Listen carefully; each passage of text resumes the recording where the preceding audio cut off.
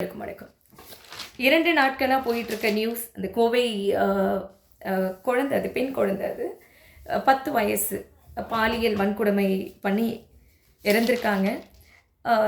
எனக்கு என்ன தோணுது அப்படின்னா, அந்த பர்சனுக்கு தண்டனை கொடுக்கறதுக்கு பதிலாக அந்த ஆளை பெற்றாங்க இல்லை, அவங்க தாய் தந்தை, அவங்கள கூப்பிட்டு முதல்ல விசாரிக்கணும். இந்த மாதிரி ஒழுங்கினமான பையனை பெற்று வளர்த்ததுக்கு.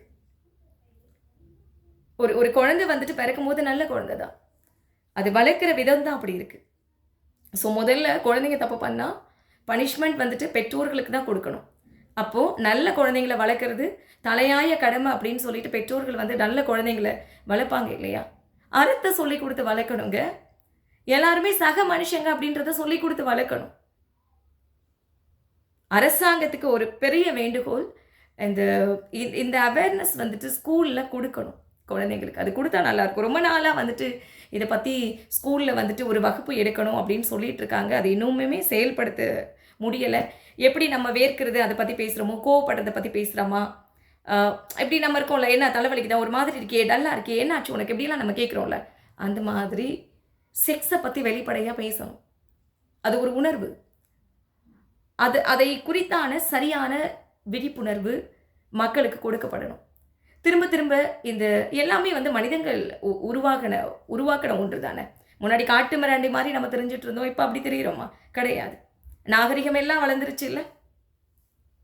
அப்போது இந்த விஷயத்தில் இன்னும் மனுஷன் வந்து அரக்கனாகவே இருக்கான். இதுக்கு ஒரு அமைப்பு ஏற்படுத்தி இதை எப்படி சரி பண்ணுறது, தயவு கூர்ந்து அறிண பெருமக்கள், வல்லுநர்கள், இவங்க எல்லாருமே கலந்து பேசி இதுக்கு ஏதாவது ஒரு ஃபுல் ஸ்டாப் வைக்க முடியுமா? திரும்ப திரும்ப இந்த மாதிரியான கொடுமைகள் நடக்காமல் இருக்கிறதுக்கு ஏதாவது பண்ண முடியுமா அப்படின்றத பார்த்து பண்ணுங்க. முதல்ல ஒரு தவறு எங்கே நடக்குது அப்படின்னா அதனுடைய வேர் எங்கே இருக்குது அப்படின்னு தேடி போயிட்டு அந்த வேரோட கிள்ளி எறியணும். அப்போ தான் அந்த ப்ராப்ளம் திரும்ப திரும்ப துளிர்த்து வராது. தயவு கூர்ந்து அந்த ப்ராப்ளத்துக்கான சொல்யூஷன் எது அப்படின்னா, நிரந்தரமாக அந்த தவறு நடக்காமல் இருக்கிறதுக்கு என்ன வழியோ அதை பண்ணுறது.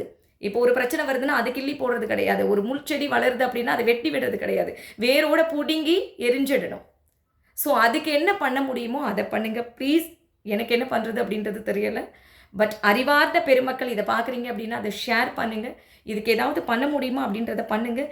ஏன்னா பெண்கள் நம்ம இன்றைக்கு வெளியில் வந்து சாதிச்சுட்ருக்காங்க அப்படின்னா இது சாதாரணமாக எல்லாருக்கும் கிடைக்கல. கிட்டத்தட்ட 1000 வருடம் போராடி அதற்கப்புறம் சுதந்திரம் பெற்று இன்றைக்கு எல்லா துறையிலும் சாதிச்சுட்டு இருக்காங்க. திரும்பவும் இந்த மாதிரி வன்கொடுமை நிகழுது அப்படின்னா யாரும் பெண் பிள்ளைகளை அனுப்பவே மாட்டாங்க. தயவு கூர்ந்து அதை வந்துட்டு புரிஞ்சுக்கோங்க, புரிஞ்சுட்டு செயல்படுங்க. இந்த மாதிரி மிருகங்கள் கிட்ட இருந்து குழந்தைங்களை எப்படி காப்பாற்றுறது என்ன அப்படின்றத அதை ஆலோசிச்சுட்டு திரும்பவும் இந்த குற்றங்கள் நிகழாமல் இருக்கிறதுக்கு என்ன பண்ணணுமோ அதை பண்ணுங்கள் ப்ளீஸ். Do it fast. நன்றி.